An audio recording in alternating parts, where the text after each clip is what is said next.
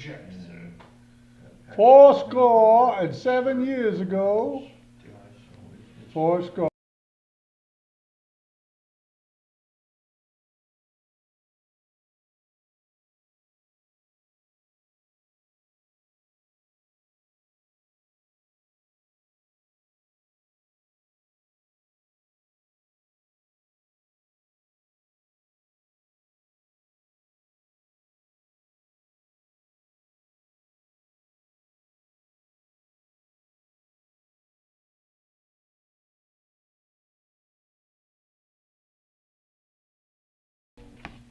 Good afternoon. Yeah, it was colder here. Hello.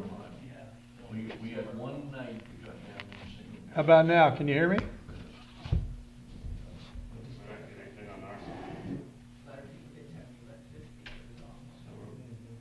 Now people across our neighborhoods, people across the street didn't have weapons. What do you want me to say, brother? Are we on? Neighbor had, he doesn't have good skirting. Hello. And he had CPVC pipe in it. He said it just exploded. Yeah. Hello. He's got packs now. How are you? Hey, Very good. How about yourself? I'm well, thank you. It's finally good. Well, I'm still not seeing you, but it's good to talk to you. Hold on just a second. I'm getting organized here. How are you? You doing okay? I think so. We're trying to get organized as well. Okay, well let me know when you're ready. How's that? Do you do a lot of these?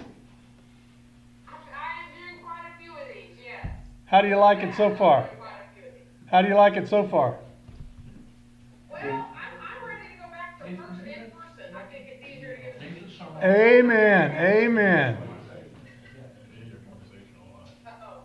Oh, everybody's listening to us? Well, you better tell her. Everybody in the world's hearing this. I thought it was just her and me. I didn't know the world was listening. Holy cow. Well, when can I see her? Congratulations. That's wonderful. I only see me. Are you spending most of your time up in Ohio? I could hear you. Yeah, but I only see me. Well, I don't think he's. Well, I don't see you. That was a long trip. That's a long, that's an even longer Uber. Yeah. Yeah. It's about 12 miles. Like 18 hours of driving, 17 hours. 19, Oof. Yeah.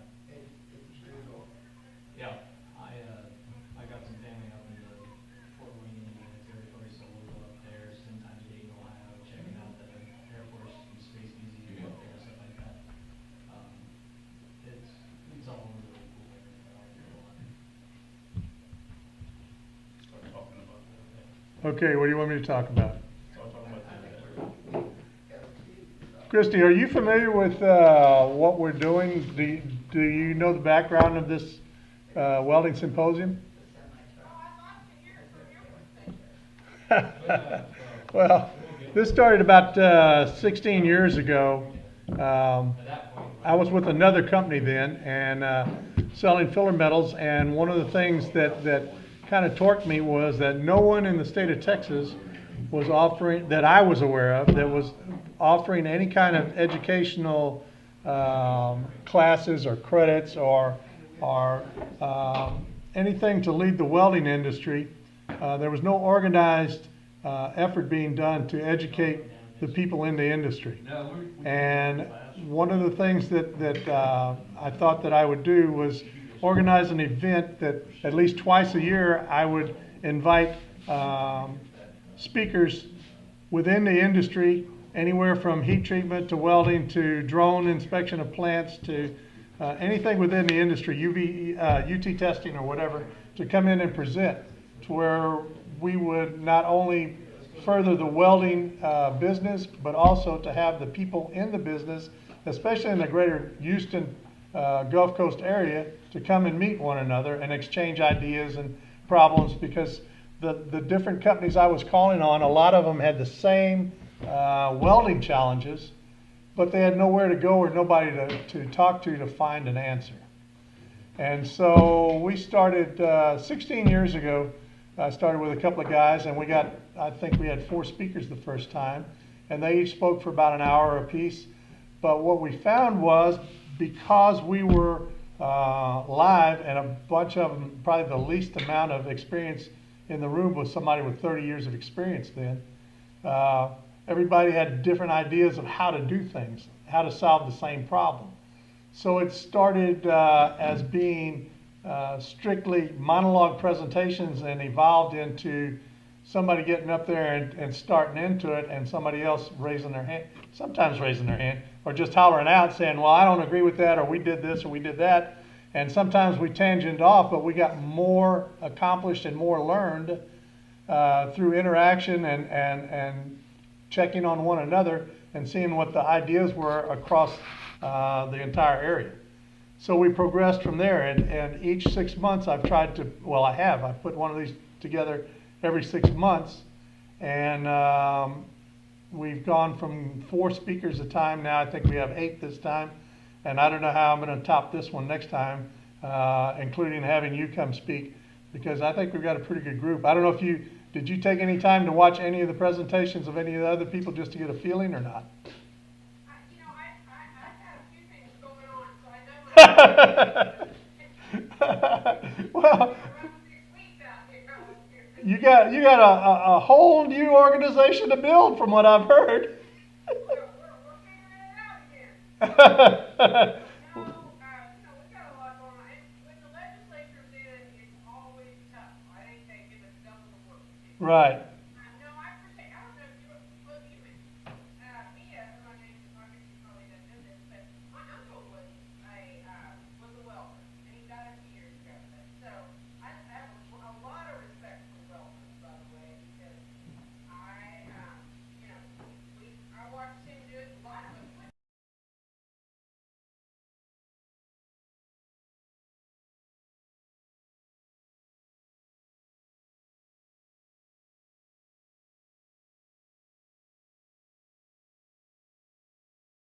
Are y'all ready?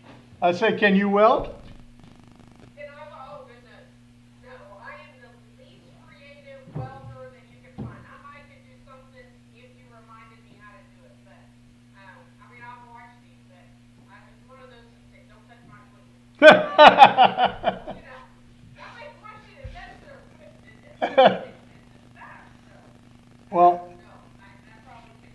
I've got to say that when I started telling some of my buddies that you were going to speak, there's been quite a bit of excitement to have you come and speak. And like I told Mia, hopefully this is the first of many times. I'm thinking of maybe a more or less a series of talks, maybe fleshing out the different facets of your jobs and your responsibilities for basically the oil and gas business. But I mean the many facets, whether it's leases or right-of-ways or transmission of product or whatever it is. And hopefully, we have these every 6 months. Hopefully we can work into maybe having you come back and speak again, if that'll work in your schedule, or one of your assistants. Do I call them assistants, or do I just call them commissioners? We've got 3 commissioners, so there's 3 of us, probably all of us would be happy to come talk to your group. So, one of them is from Corpus, and the other one's from Center, from East Texas. Okay. So, Okay. we've got a good group. Okay. Well, I'll sort of leave that up to you and see how you want to play that out after you do today. What we're going to do, and I'm sure that Johnny's already told you this, is we're going to have you speak it starting. We're an hour early, or is that clock wrong? What time is it, please? No, it's 3. Is it 3? It's Okay. time. Well, then you're going to be. I'm gonna do a brief introduction, and I'm going to read this off. Sorry about that. We had it taped, and something happened to our video. So I'm going to read your introduction, and then you're on. And then when you get done, are we having a brief intermission, or are we going to go right into questions and answers? It's up to y'all.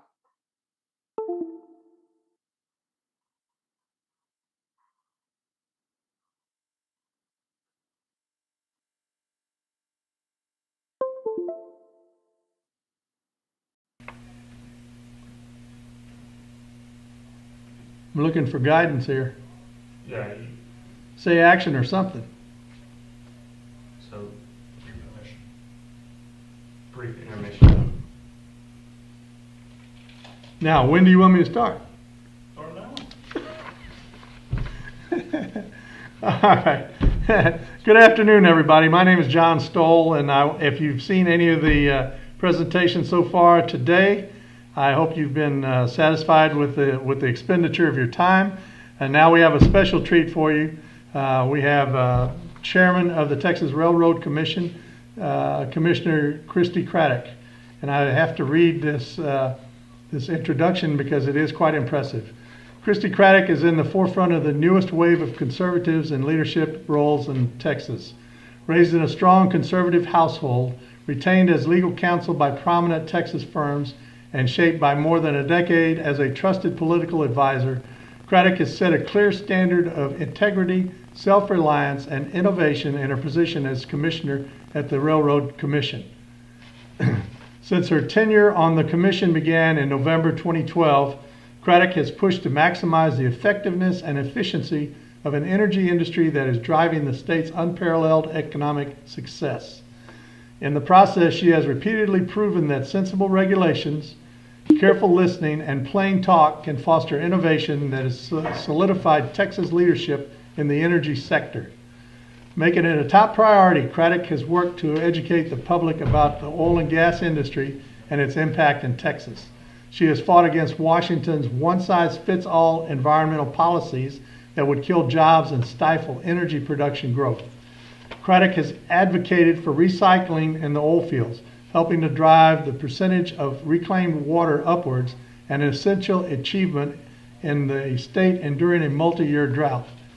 As part of her efforts to modernize the agency, Craddick has championed an information technology overhaul at the Commission, seeking improvements that would upgrade the geographic information system, increase public access to the agency's data, and speed up inspections and permitting times.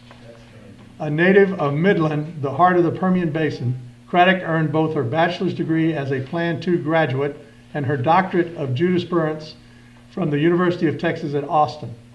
During her career as an attorney, she specialized in oil and gas, water, tax issues, electric deregulation, and environmental policy. Following the example of her father and mother, Craddick has been drawn to public service and politics. As president of the grassroots advocacy firm, she took the lead on work in coalition building in the public policy arena and development and implementation of issue strategies.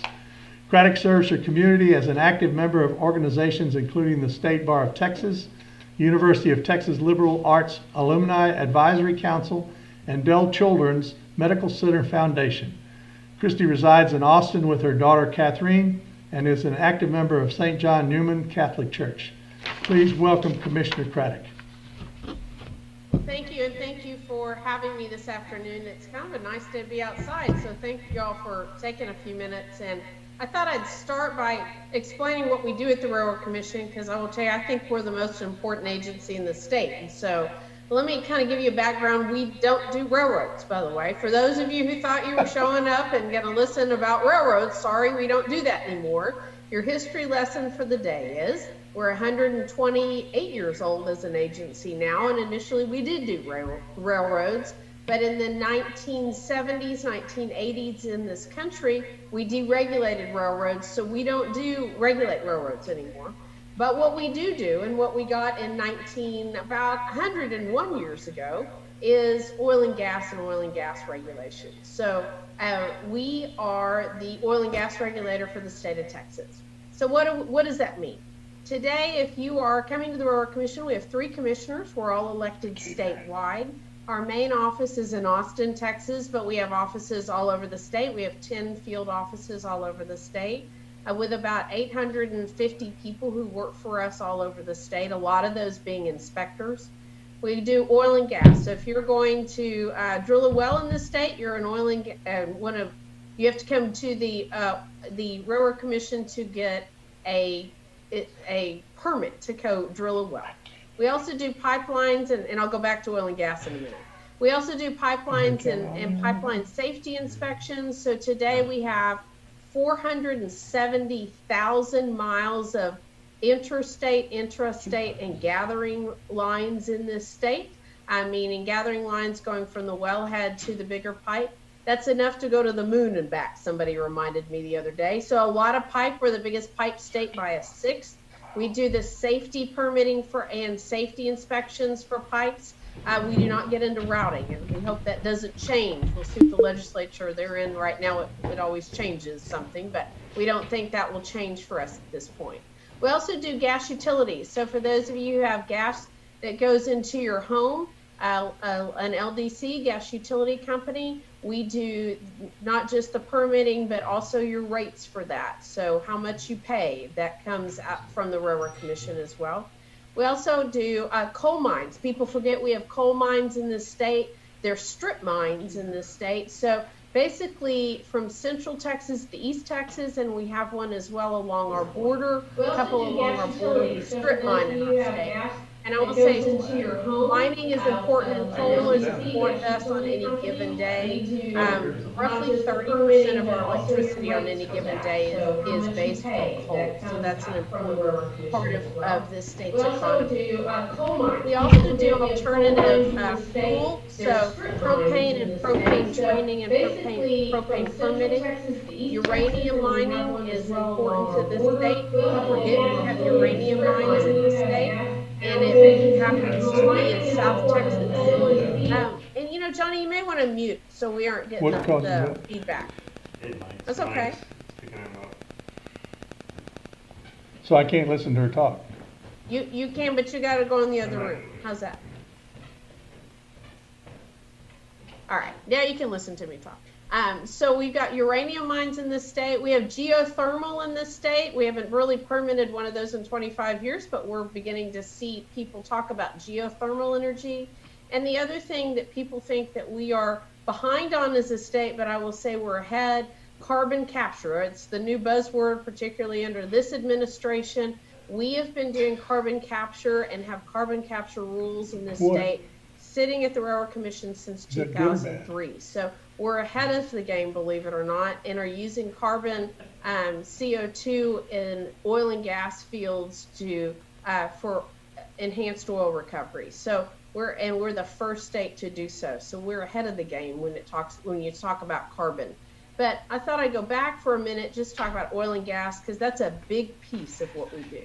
So oil and gas today is an important part of the state's economy. It's about a third of the state's economy is based in oil and gas, directly and indirectly. The whole state, not just one part. You heard maybe at the beginning, I'm from Midland, so yes, I grew up in the middle of the oil field, but it's important across the state. Oil and gas really is in the production of it. Today, we are producing in this state about 3.98 million barrels of oil a day. That's about 5% off where we were as our high just over a year ago pre-COVID. So we've seen a lot of recovery for that, but 3.98 million barrels a day out of oil, about just under 28 BCF of natural gas, and another 700,000 barrels of natural gas liquids. That's a lot. So what does that mean for us? In Texas, that means about a third of the country's oil and the fourth of the country's natural gas is coming out of this state.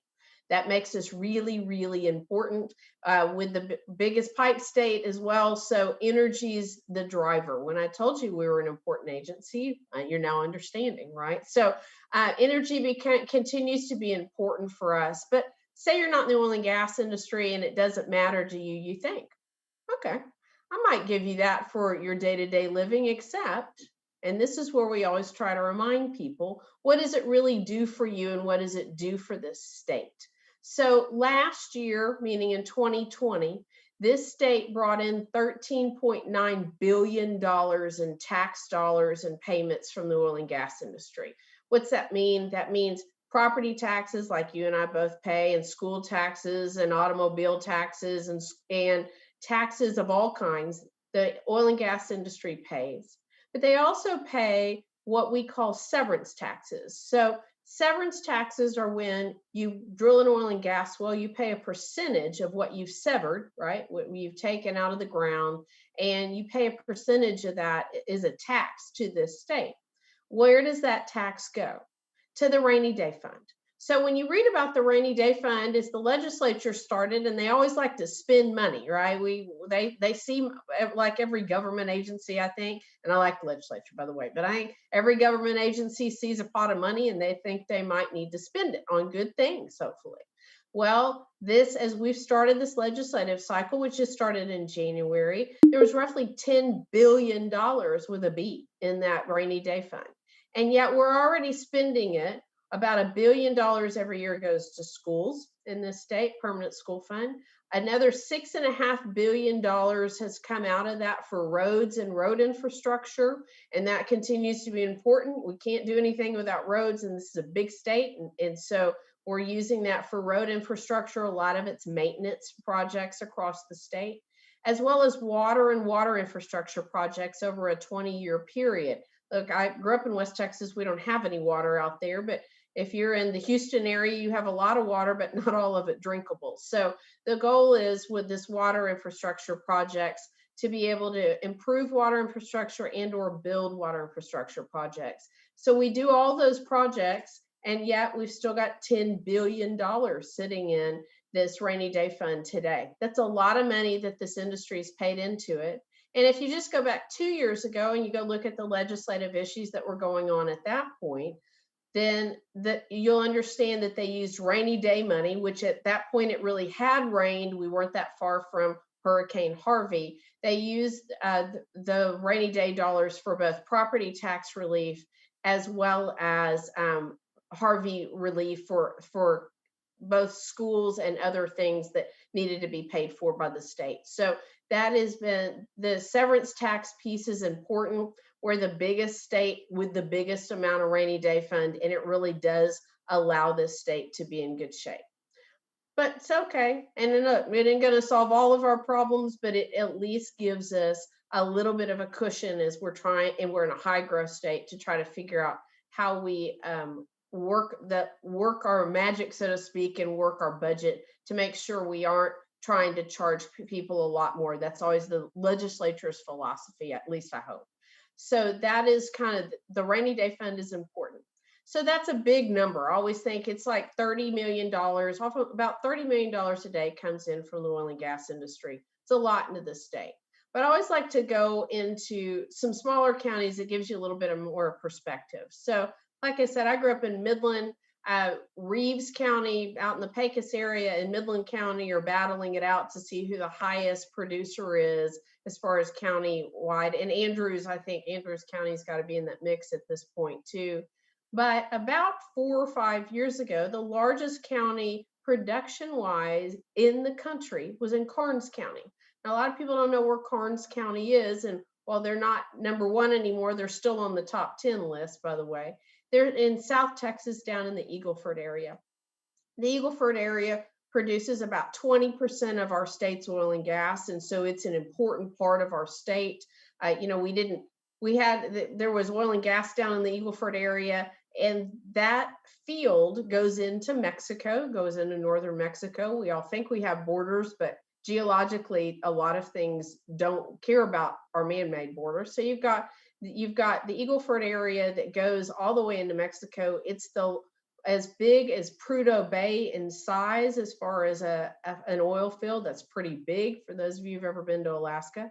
And so it's an important part for us. And Karnes County sits in the middle of it. It's kind of what we always call in oil and gas terms, the sweet spot. It has some of the best rocks, and it has oil, natural gas, and natural gas liquids.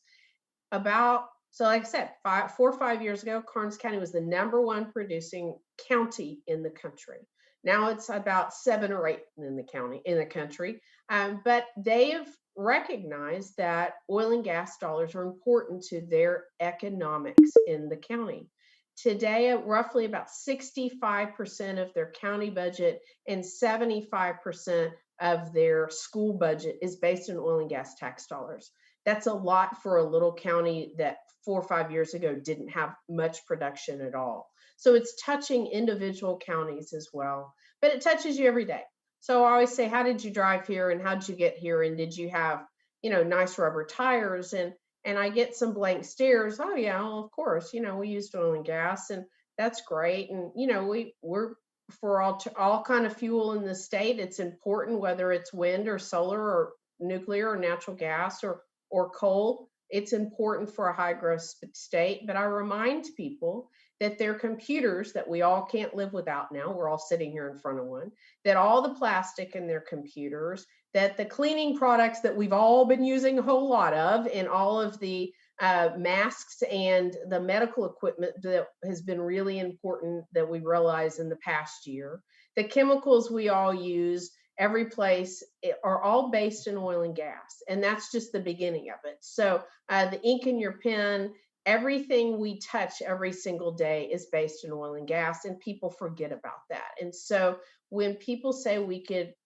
get off of gas or get off of coal or get off of fossil fuels, I like to tell them, please give me your cell phone back and we'll have that conversation in person, because it really is a huge piece of how this world now adapts. Every piece of plastic is important and we use a lot of it, and it's all an oil and gas product. So if you think oil and gas isn't touching you, you're wrong. And I think that's a conversation that we as an agency and as an industry need to continue to communicate better for people to understand what we do. So for just a minute, I thought I'd tell you just a little bit about what we do as an agency as far as budgeting, because we are, like I said, in a legislative session and they're having budgeting meetings as we speak. We are a fee-based agency, meaning the oil and gas industry pays for us by their fees, pays for our salaries, well plugging. We're in the middle of an IT project, which I'll go to in just a minute. For those of you watching on a computer, it's important for us long term. So the oil and gas industry really does pay a lot for this industry, and that's how we get our fees. Well, that sounded great in 2010, 2011, only 10 years ago as they decided to do that. I wasn't here yet at this point. I might have said something different, but oil was at that point almost over $100 a barrel, or hovering right at $100 a barrel. And there was a lot of drilling in this state. We didn't have quite the technology that we've changed and now use today. So only in 2008, 2009 did we really combine the technology of horizontal drilling, hydraulic fracturing. Remember, both had been around for years. We actually have had rules in the state for horizontal drilling since the beginning. Directional drilling was the name of it. It's now horizontal drilling that we're averaging 2 miles down the road from a wellhead. And hydraulic fracturing, we started in Texas again about 60 plus years ago, when we've had rules in place for over 50 years for that. So this isn't new technology, it just got merged together, right? And so in 2008, 2009, that's where we were. And at that point, as we got into 2010, 2011, we were in a budget crisis again in this state. We seem to be in a lot of budget crises as you look at this state. And so as they were looking, they went, oh, oil and gas always has a lot of money. We'll just make y'all pay for yourself. Okay. That sounds not a bad idea when it was $100 a barrel. And we were drilling mostly vertical wells. About 3/4 of our wells were vertical, and about a fourth of our wells were horizontals. That's a huge change from where we are today. And it's a huge change from where the technologies come. In just 10 years, if you go now where we are, a fourth of our wells are vertical and 3/4 of the wells we permit are horizontal. That's a lot of technology change. And what does that mean? That means that we only today, from where we were 10 years ago, we issue one drilling permit because we permit on the vertical. We issue one drilling permit. 10 years ago, we were issuing 5 to 6 drilling permits, and we are for the same well for volume. And we are getting more oil out of the ground than we ever have. That's a huge change in technology, and that's important for us, but it's affected our budget a lot. So we have gone into the legislature and said, look, we're a pretty small agency when you look at other agencies, like I said, about 850 people. We want to make sure we do our job. And a lot of what we do is well inspections and inspections of all kinds, pipelines, as well as surface mining. About half the people who work at our agency are inspectors or part of the inspector world for us. So We take that seriously. We did last year, we did 200,000 inspections in this state, across the state. The environmental piece is important to us, and we want people to follow our rules. We also have a philosophy that if you're not in compliance, we're going to give you an opportunity to get in compliance. And then if you don't, then we will penalize you with a fine. But we want to work with industry instead of start with a penalty first. We want to work with industry, but that's a lot of inspections across the state, and that's important to us. That being said, like the entire industry this past year, we've had a downturn. And so we haven't issued a lot of drilling permits. We're off 73% and our budget's off 30%. They're on just about 30% in their overall budget. So think about if you're a business and your budget's off 30%, what do you do? Well, we're doing the same thing. You've got 3 commissioners who all look at it, an executive director and staff, and we say, okay, we're not going to hire anybody. So we really haven't hired anybody since last April, kind of like what you're supposed to do. We quit buying trucks. And for those of you who go out on any kind of site, you know how important it is to have a working vehicle and what those roads can look like out in the oil field. They aren't always pretty, and they're not nicely paved by the severance tax dollars that we put into the state. They are rough, because some rough roads out in the oil field. So you got to have a working truck to get out there and do an inspection, or go onto a rig site or go do an inspection out on a pipeline. So that's real important, and we quit buying trucks. But what we didn't do for this cycle, and what we have tried to explain to the legislature, is we're in the middle of an IT upgrade. So I need to go back just when I got there at the commission in 2012 as an agency. Everything we were doing, we were filing in paper and hard copy. Now, some of us still do that, and that's not bad, but when you've got, 100 and almost 250,000 active wells in this state and that many miles of pipe, that's not very efficient. It's not very effective. So we have, as an agency, prioritized IT, upgrading our computer system. We're on a mainframe with Fortran. And for those of you who don't know what that is, go find somebody with a lot of gray hair, because that's about how old our system is. And so with that mainframe, we've been pretty nimble for a long time and have upgraded some of our system, pipelines being first. They were easier for us to upgrade and get out of that mainframe Fortran. That upgrade will be finished by the end of this year for sure.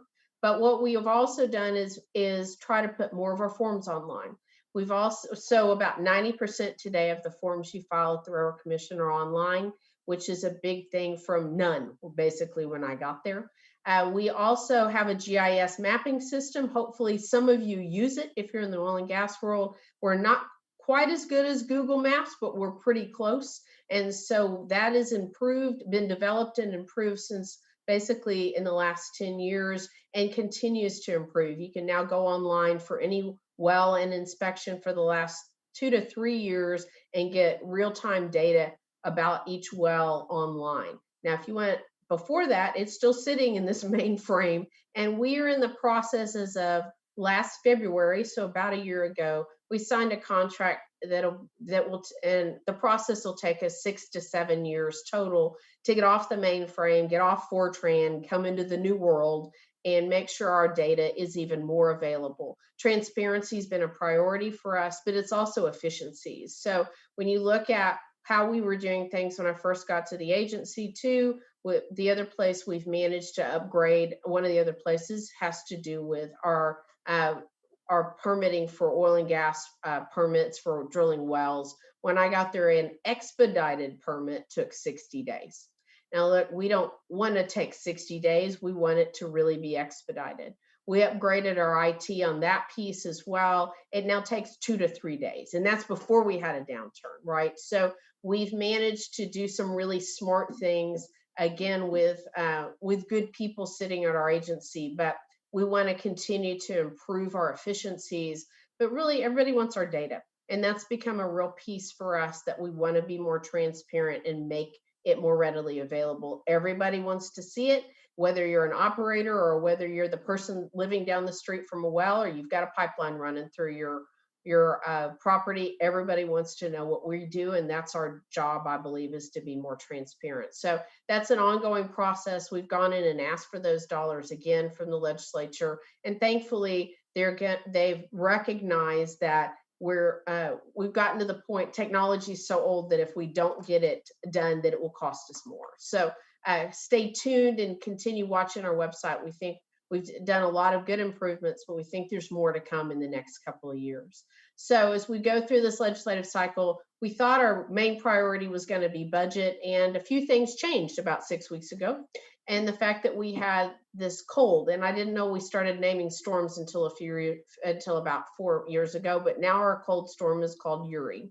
And it was a tough cycle. For those of you who lost power like I did for 4 days, this was an even tougher cycle. But if you had a gas utility going to your house, then you probably, hopefully, didn't lose your gas. And so the gas utility companies in this state go to 4.6 million households in this state.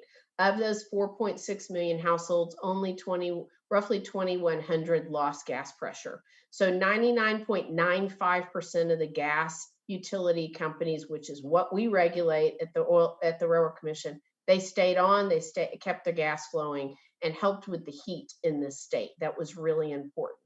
The bigger challenge we've got, and what we all have recognized as we've come out of this storm and are all trying to be smarter, is that the oil fields and the oil and gas world was not mapped into the electricity grid.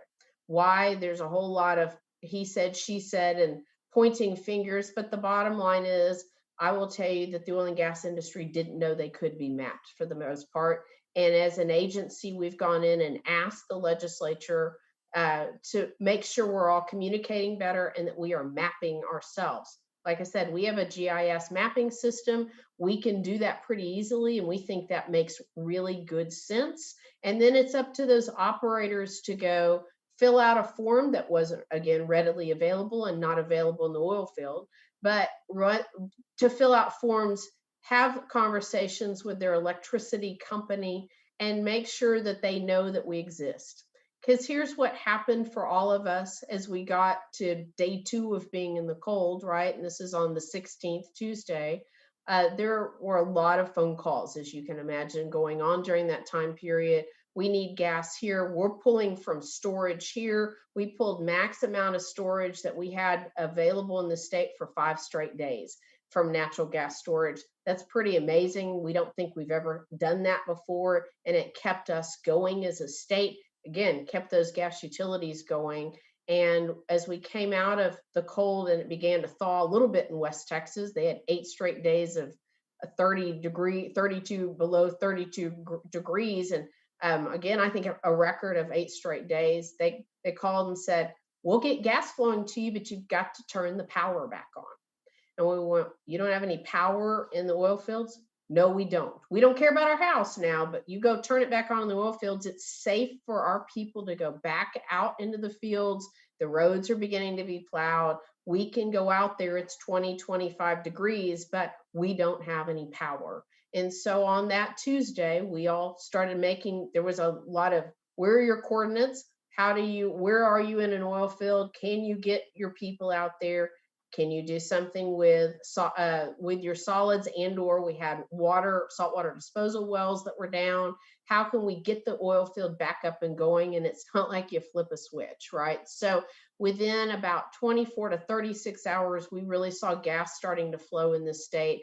And by Thursday, if you go look, the power started coming back on because gas was beginning to flow, not just from an oil well, but across the state through gas processing plants and back into power plants. That's pretty amazing.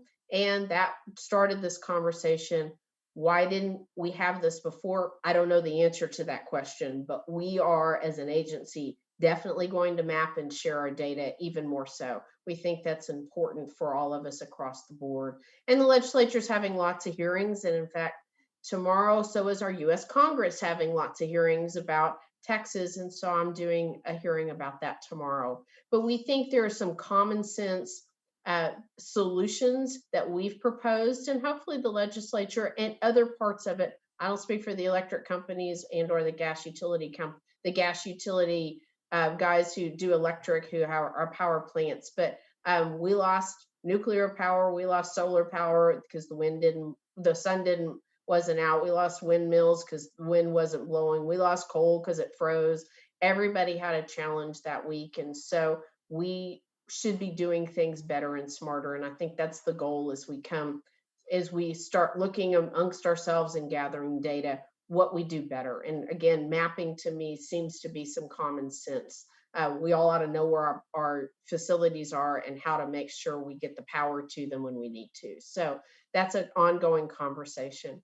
The other thing that we're watching as an agency, and I hope that I'm going to leave some time for questions here in a minute.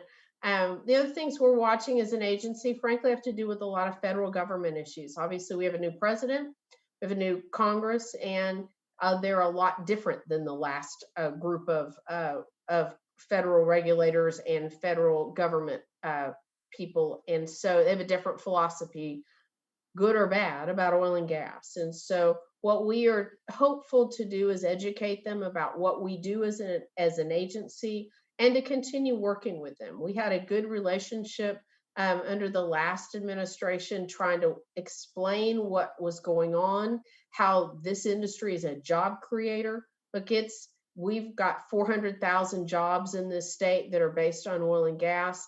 That's important as we recover out of this COVID, whatever we want to call it, year. And so that's important that we don't over-regulate or put things in place that people don't have an opportunity to continue working, whether it's in the oil field or whether it's in real estate or whether it's wherever you operate. We need those jobs to recover. And so that's going to be important, that communication. But oil and gas is not a priority for this administration that we can see. Obviously, they think wind and solar is more important. And look, like I said, Texas does a little bit of everything, but you can't have wind and solar without having fossil fuels. There's a study that was out this past week that says as much as we've continued to produce, specifically in West Texas, that the methane emission amounts have dropped by 70% in the last 10 years.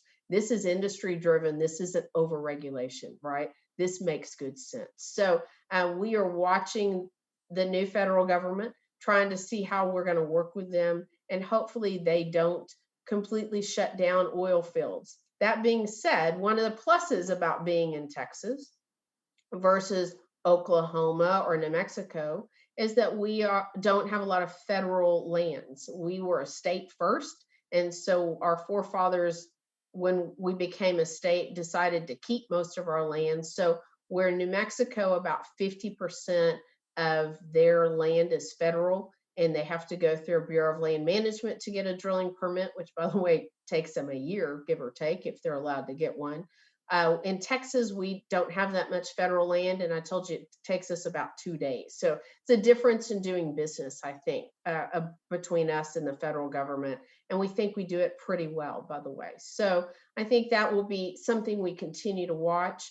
Look, we've seen oil and gas, and particularly liquid natural gas, come out of this state, and it's being shipped all over the world. And that's really important for us long term, not just as a state, which, like I said, it's the job creation, but also really as a country. When you look at where our national security is, in my mind, we've watched Saudi Arabia, we've watched Russia try to put us out of business a year ago, and it didn't work. In fact, we realized how to be more efficient, even more so as an industry. But you look at liquid natural gas going around the world. We have liquid natural gas terminals, 3 that are being built and or that are open just in Texas, and 1 in Louisiana, and others in the permitting process. We do business with Mexico too. We send a lot of natural gas to Mexico. We do business with Canada.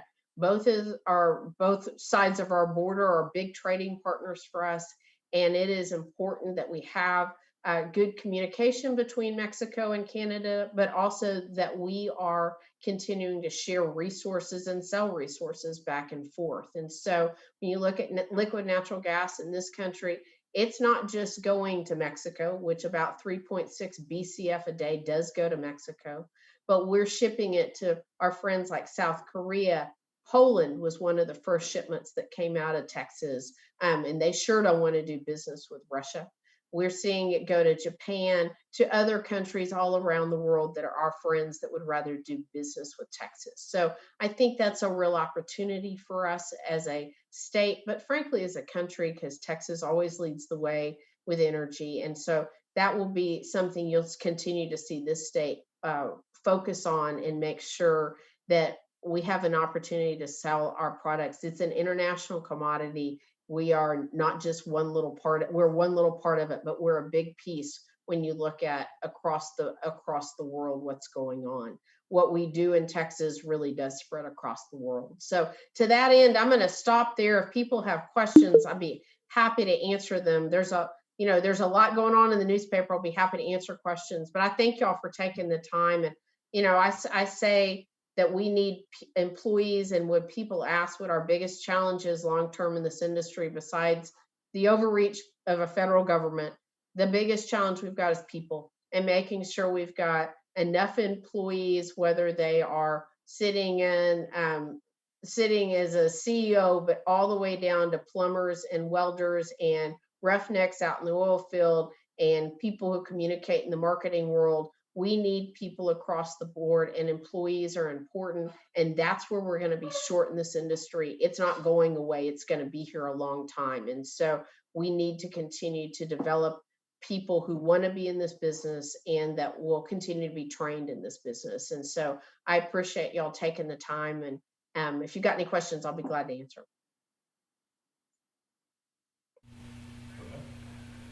Thank you, Commissioner. That was great. One of the questions that I have is how much interest or examples or whatever has been done with drones for inspection on pipelines and so forth. I understand that drones can only be operated line of sight, but they can't send them point to point. Have y'all looked at any of this? Is there any regulation for this? We have, we've started using and training some people on drones in the past couple of years. And actually, we've gone to the legislature and asked them, and there's a bill been filed, and asked them to give us more authority for pipeline inspections, because we do see a real opportunity for that. So we'll see if the bill passes or not. There's a lot of moving parts, obviously, that nobody's looking at some little drone bill, but we've asked other agencies like TCQ, Parks and Wildlife uses drones as well. So we've started seeing other agencies that we work in conjunction with to use drones. And so, yes, we are seeing real opportunity for drones. But again, some of it has to do with federal regulations of who has to be trained. But to make sure we're in compliance, we're hopeful that we see a bill passed in the next session. Okay, another question. You mentioned Canada. Is there any hope at all for the pipeline coming across, or are there alternates being done or something to continue our role?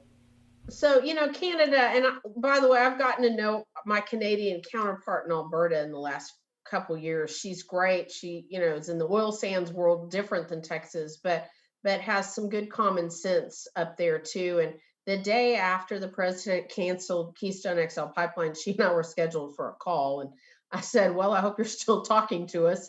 And she said, yes, we're looking at our alternatives as well. Look, Keystone XL pipeline, Trans-Canada, it has like 5 names, whatever you want to call it, has been open and operational in Texas really since 2014. And that's from Cushing down. We think it's an important pipe, not just for our friends in Canada, but across the country.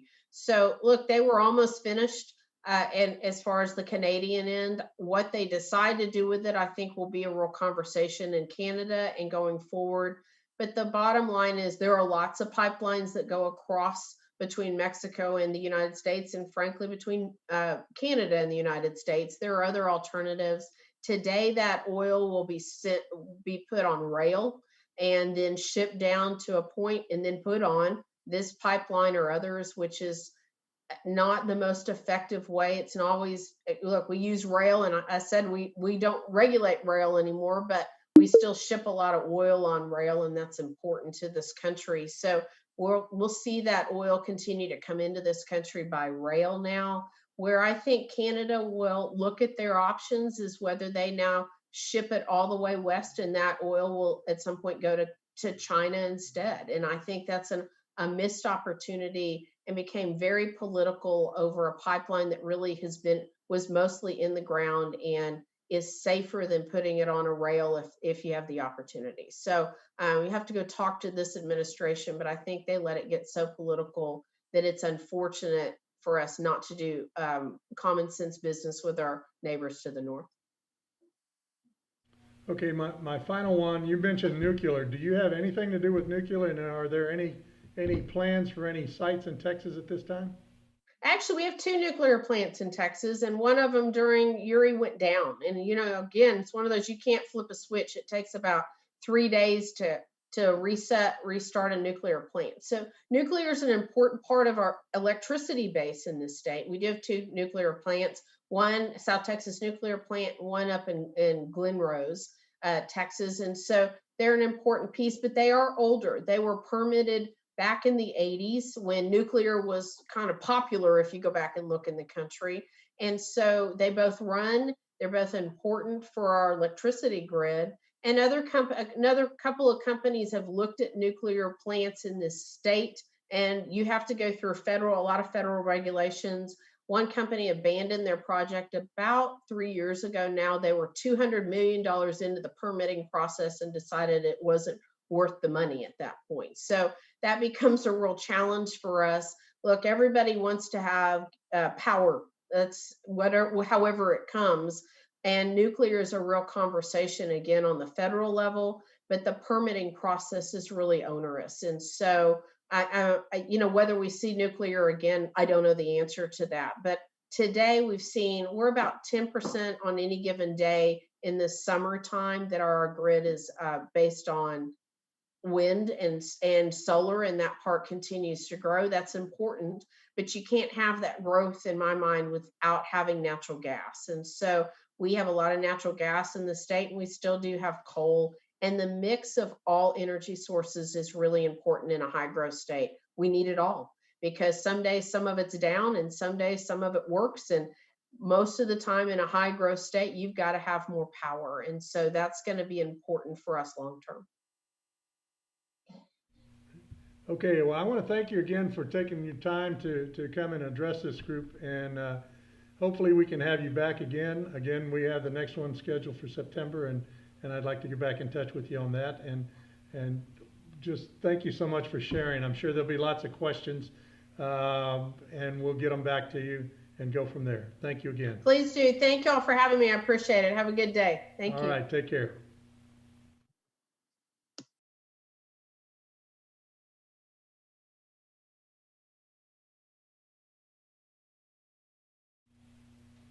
We will take an intermission here, and we will be back in 15 minutes, or 3 o'clock, whichever, or what time is it? Or 4 o'clock, sorry. 4 o'clock to do questions and answers with some of the panelists. So thanks for tuning in. We'll see you then. Take care.